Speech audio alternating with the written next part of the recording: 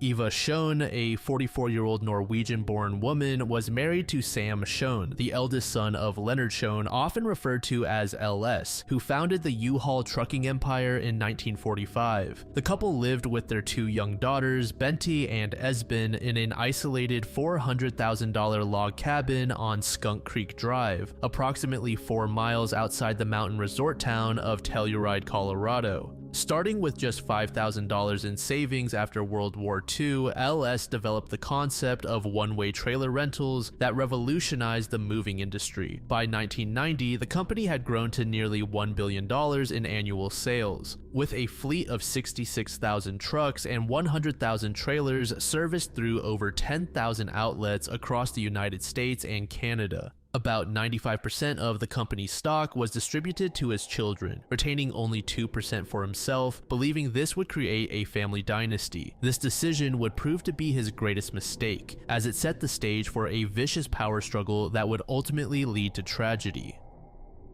In 1986, a faction led by sons Joe and Mark successfully orchestrated a boardroom coup that removed their father from control of the company. They were able to accomplish this by securing the support of enough shareholders, including their sister Katrina Carlson, who provided a crucial swing vote. Sam Schoen, who held an MBA and medical degree from Harvard, had been serving as president and CEO of Amerco, the parent company. However, following the takeover, the working relationship between Sam and his brothers became untenable. The situation carried constant criticism, countermanded orders, and marathon board meetings lasting up to 12 hours. Unable to function effectively under these conditions, Sam resigned from his position in 1987. The family feud reached extraordinary levels of hostility, including several disturbing incidents. For example, at a 1989 stockholders meeting in Reno, Nevada, tensions exploded into physical violence. Mike Schoen, who supported his father and Sam, brought a tape recorder to document the proceedings, but he was confronted by Mark and Joe as he attempted to leave.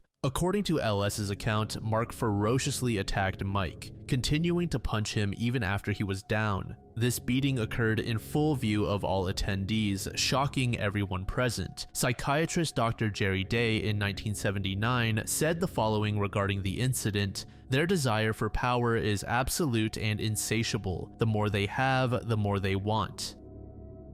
As you'd expect, numerous lawsuits and countersuits were generated between the family factions. In one particularly bitter exchange, Joe cut off his father's retirement compensation, claiming that LS was disloyal to the company that he had founded. LS, once worth hundreds of millions, found himself in financial distress and was forced to sell his Las Vegas mansion. He described himself as basically bankrupt. On the evening of August 5th, 1990, Sam Schoen made a last-minute decision to travel to Phoenix on business, leaving Eva alone with their two daughters and a visiting friend. This unexpected absence would later fuel speculation about whether Sam had been the intended target rather than Eva. The family's 7 guard dogs, which normally would have alerted the household to any intruders, had been confined to the basement because their barking had disturbed the children while they watched television. Between midnight and 2 a.m. on August 6th, an intruder entered the house through an unlocked back door. Using what investigators determined was a .25 caliber pistol, the killer shot Eva once in the back of the head.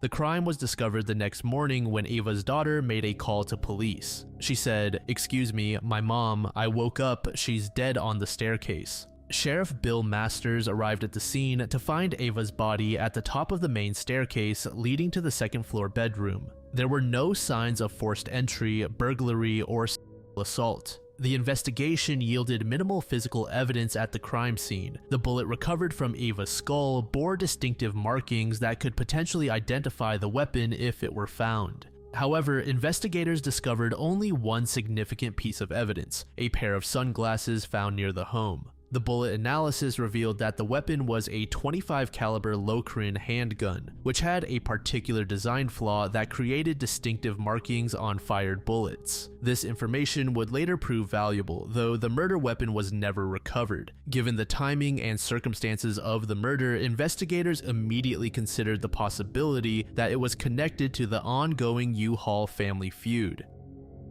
LS openly described his daughter-in-law's death as an assassination and suggested to authorities that it might be related to the corporate battle. Bill Masters, who had been on the job for 10 years, had never handled a murder case before. The department's limited resources were quickly overwhelmed by the complexity and high-profile nature of the investigation. The situation was further complicated by the involvement of U-Haul's private investigators, who had been hired by Mark and Joe Schoen to assist in finding the killer. However, court documents later revealed that these investigators passed inaccurate or unsubstantiated information about Sam to the sheriff's department, creating additional suspicion. For 3 years following the murder, the case remained unsolved and gradually moved into the cold case files. The lack of progress was particularly frustrating given the resources that had been devoted to the investigation. Sam had offered a $250,000 reward for information leading to an arrest and conviction, while LS had contributed additional funds for investigative expenses.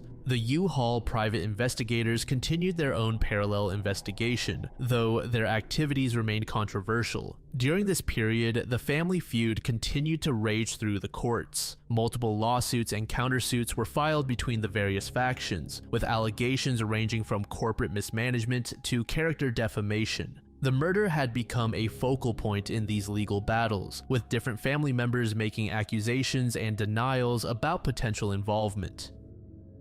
In 1993, 3 years after Eva's murder, the case was featured on the television program Unsolved Mysteries. Following the broadcast, a viewer contacted the show's tip line with information that would prove to be the breakthrough investigators needed. The caller reported that his brother-in-law, Frank Marquise, had confessed to killing, quote, "that woman up in Telluride" in 1990. Surprisingly, Frank had provided the tipster with specific details about the murder that had not been released to the public. Most significantly, he knew that Eva had been shot in the back with a .25 caliber pistol, information that only the killer or someone with intimate knowledge of the crime would possess. Investigators quickly traced Frank to New Mexico, where they discovered he had an extensive criminal record, including convictions for burglary and rape.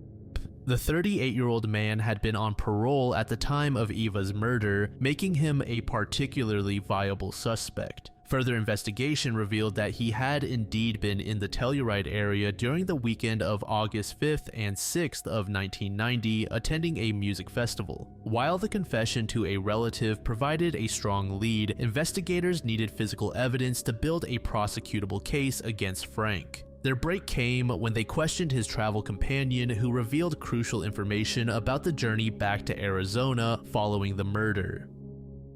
According to the companion, during their drive home from Telluride, Frank had thrown 2 bundles of clothing out of the car window at some point along the 400-mile route. This behavior had seemed unusual at the time, but took on new significance in light of the murder investigation. Acting on this information, detectives launched an extensive search along the highway between Telluride and Frank's destination in Arizona. In a stroke of luck, construction crews had recently moved a pile of dirt along the route, exposing a bundle of preserved clothing that matched the description provided. The arid climate had helped preserve the materials, maintaining potential evidence that might otherwise have been destroyed. On one of the shirts in the bundle, forensic experts discovered a single strand of hair. Using sophisticated analytical techniques, officials examined the hair's color and structural characteristics, comparing them to samples taken from Eva. The analysis determined that the hair was a close match to Eva's hair, providing the physical link between Frank and the crime scene. When investigators presented the hair evidence linking Frank to Eva's murder, he realized that denial was no longer a viable option. Faced with this evidence, Frank confessed to the murder.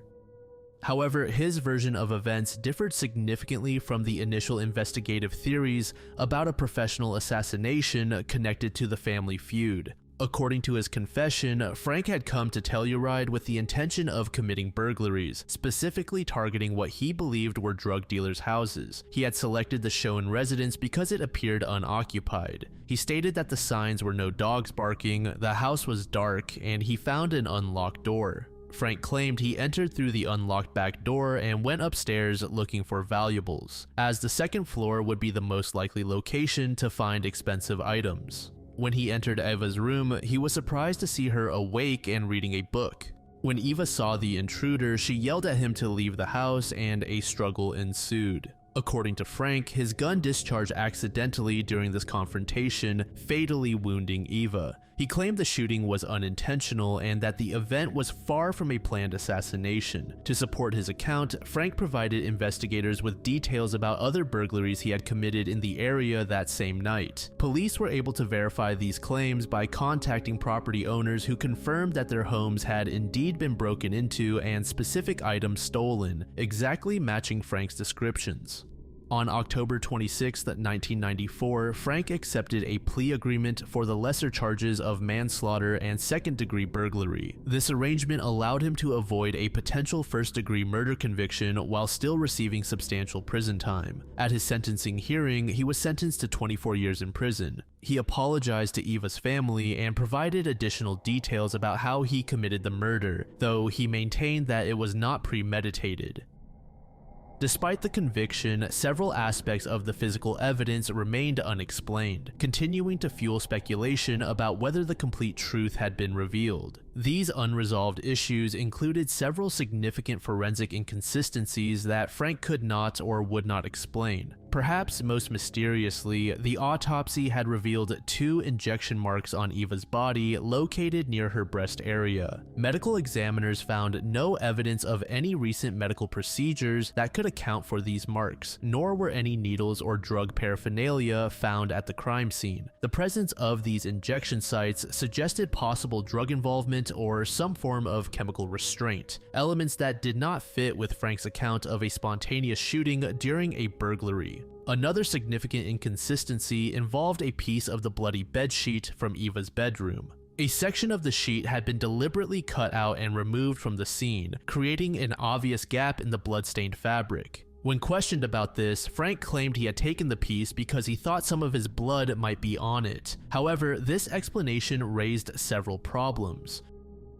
If he was concerned about leaving his blood behind, why didn't he also remove portions of the bloody mattress underneath the sheet? Moreover, he maintained that he had not been bleeding in the house, making his explanation internally inconsistent. Medical testimony presented during the investigation indicated that Eva would have lost consciousness within seconds of being shot in the head. However, her body was found at the top of the main staircase, suggesting she had moved from her bedroom after being shot. The path from the bedroom to the staircase showed no blood trail, which would have been expected if Eva had moved while bleeding from her head wound. This discrepancy in the evidence suggested that either the medical testimony was incorrect or there were aspects of Eva's final moments that Frank had not revealed. As for the business matters within the family, the legal battles continued after Frank's conviction. In 1994, a jury found that Joe and Mark Schoen had violated their fiduciary duties in their takeover of the company, ordering them to pay nearly $1.5 billion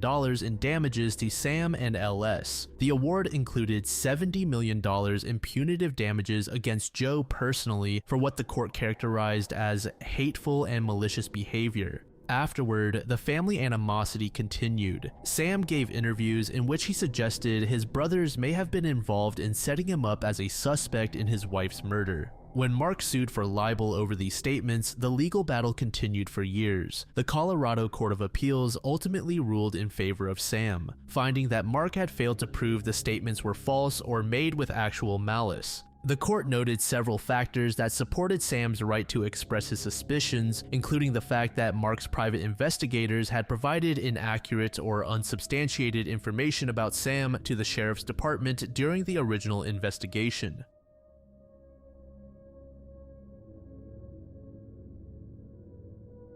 Colleen Reed was a 28-year-old accountant living in Austin, Texas. Born in Louisiana, Reed had built a successful career and established herself as a beloved member of her community. She was described by her boyfriend as a gift from God. 4 days after Christmas 1991, on December 29th, Reed made what seemed like a routine decision that would tragically cost her life. She drove her new Mazda Miata to a car wash near downtown Austin to clean her vehicle. The timing was especially tragic for Reed, who had been discussing marriage and future plans with her boyfriend. The abduction occurred in broad daylight at a public location, making it all the more shocking and brazen. According to witness accounts and later testimony from accomplice Alva Hank Worley, he and a man named Kenneth McDuff spotted Reed at the car wash while he and Worley were driving around Austin to get high. When McDuff saw Reed, he announced his intention to kidnap her. He pulled into the car wash and parked behind Reed's bay, jumped out of his vehicle, grabbed her by the throat, and pulled her into the backseat of his car. According to Worley's later confession, the duo drove north on Interstate 35, while McDuff subjected Reed to prolonged torture in the back seat. For approximately 45 minutes, he bound her hands with shoelaces, repeatedly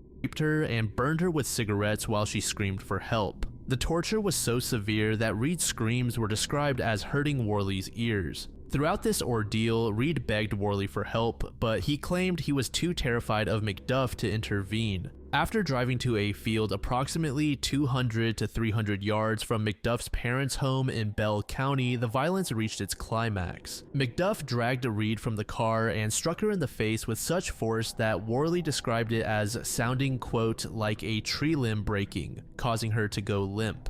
McDuff then placed her unconscious body in the trunk and drove Worley back to his apartment. This was the last time Worley saw Colleen Reed alive. McDuff had told Worley he was going to use her up. As for Kenneth McDuff, he was born January 24th, 1946 in Rosebud, Texas, and was the fifth of 6 children born to John Allen and Addie McDuff. Contrary to many assumptions about serial killers coming from abusive backgrounds, McDuff was actually spoiled by his family, particularly his mother, who was nicknamed the pistol-packing mama because she once threatened a school bus driver with a gun. At Rosebud High School, McDuff was a bully who carefully selected weaker victims. This behavior began after he lost a fight to an athletic and popular student, teaching him to target only those he perceived as vulnerable. He eventually dropped out of school to work for his father's concrete business. Not all that long after, at the age of 20, he began his killings. His first documented murders occurred on August 6, 1966. Along with accomplice Roydale Green, McDuff encountered 3 teenagers: Robert Brand, his girlfriend Edna Sullivan, and Brand's cousin Mark Dunham at a baseball field in Everman, Texas. McDuff forced the teenagers into their car's trunk at gunpoint, then drove them to a remote field where he shot both boys. He and Green then repeatedly Sullivan before McDuff strangled her with a 3-foot-long piece of broomstick, breaking her neck and earning him the moniker the Broomstick Killer. Green, overcome with guilt, confessed to the crime and agreed to testify against McDuff in exchange for a 25-year sentence. It was here that McDuff was convicted and sentenced to death. His death sentence was commuted to life imprisonment following the 1972 U.S. Supreme Court decision in Furman versus Georgia. After serving 23 years in prison, McDuff was paroled on October 11, 1989 as part of a massive early release program designed to address severe prison overcrowding. The parole board had forgotten McDuff's vicious history and viewed him merely as another prisoner in an overcrowded system. Additionally, corruption played a major role in his release. McDuff's mother, Addie, paid approximately $2,200 to attorneys in 1988 to secure her son's release. The parole board chairman James Granberry and his administration were later accused of accepting payments from prisoners and their families to facilitate early releases. McDuff briefly violated his parole by making threats and was returned to prison, but was released again on December 18, 1990. Within days of his various releases, he is believed to have begun killing again. His documented post-release crimes began in October 1991 with the murder of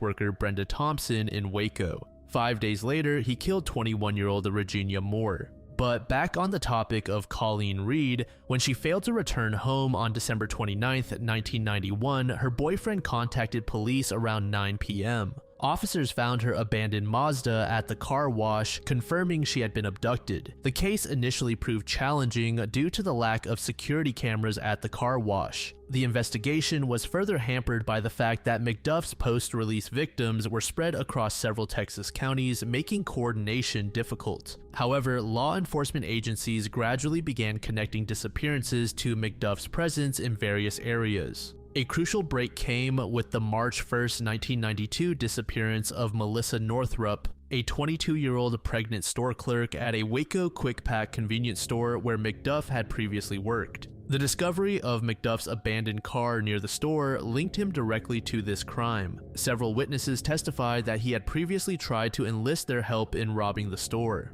When Melissa's body was discovered on April 26, 1992, floating in a water-filled gravel pit with part of her lower torso missing, it matched a body disposal method McDuff had previously described to associates. The breakthrough in Reed's case came through the work of Sheriff Tim Steglich, who identified Alva Worley as one of McDuff's known associates. Tim employed a relationship-building approach, visiting Worley multiple times at his seedy motel residence to establish trust. Initially, Worley provided no useful information and appeared extremely nervous during interviews. However, Tim's persistence paid off when Worley called him one evening, saying he needed to speak. When Tim picked him up, Worley confessed and said, "I was with McDuff when he took that girl in Austin." He described how he and McDuff had gone to Austin to get bent, spotted Reed at the car wash, and kidnapped her. Worley admitted to driving while McDuff tortured Reed during the journey north on Interstate 35.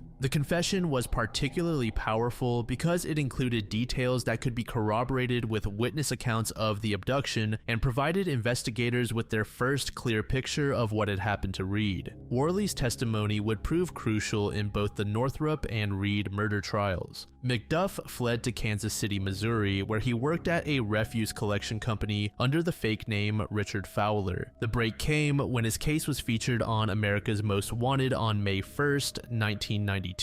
Gary Smithy, one of McDuff's co-workers, recognized him and contacted police. On May 4th, McDuff was arrested by a surveillance team that included Deputy U.S. Marshal Thomas Parnell McNamara Jr. and his brother, Deputy U.S. Marshal Mike McNamara. Coincidentally, their fathers had arrested McDuff for his original 1966 crimes. Despite convicting McDuff for Reed's murder in February 1994, her body remained missing for 7 years. This created unprecedented legal challenges, as there was very little Texas law could do for prosecuting murders without a victim's body. The search for Reed's remains became an obsession for investigators, particularly for the men who arrested her killer. In 1998, as McDuff's execution approached, he finally gave specific directions to burial sites. In September 1998, he directed investigators to specific locations where they found the remains of Brenda Thompson and Regina Moore. Finding Reed's grave proved more difficult, with the search team directed only to a Brazos River bridge between two gravel roads in Falls County. Eventually, authorities brought McDuff from death row to the burial site. From the backseat of a Ford Taurus, McDuff surveyed the area and told investigators exactly where to dig. On October 6, 1998, Reed's remains were discovered in a shallow grave. As for Kenneth McDuff, he was executed by lethal injection on November 17, 1998, at the Huntsville unit in Texas. At age 52, he became the only person in American history to have been assigned 2 different death row numbers and sentenced to 2 different forms of execution. Originally sentenced to the electric chair for his 1966 crimes, then to lethal injection for his 1990s murders. His final words before execution were, "I'm ready to be released. Release me." For his last meal, he requested 2 T-bone steaks with, quote, "all of the fixings." At the time of his execution, McDuff reportedly had a terminal case of hepatitis C and cirrhosis of the liver.